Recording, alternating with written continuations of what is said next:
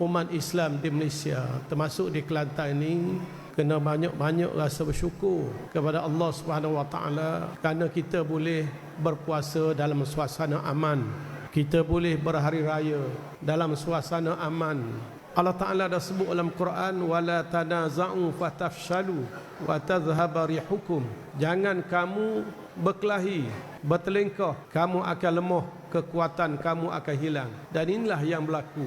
Oleh kerana itu kita mulakan kesedaran dalam diri kita, keluarga kita, masyarakat kita, negeri kita, negara kita. Kita orang Islam wajib bersatu di atas nama Islam. Sebagaimana dalam bab puasa, oleh kerana puasa ni wajib, semua puak kita pakat puasa belaka. Begitu juga dalam menentukan hari raya, kita berhari raya pada 1 Syawal kerana taat kepada ketetapan Allah dan ketetapan Rasul. Maka begitulah dalam perkara-perkara yang lain, kita kena pakat, kena bersatu sebagaimana arahan daripada Allah SWT.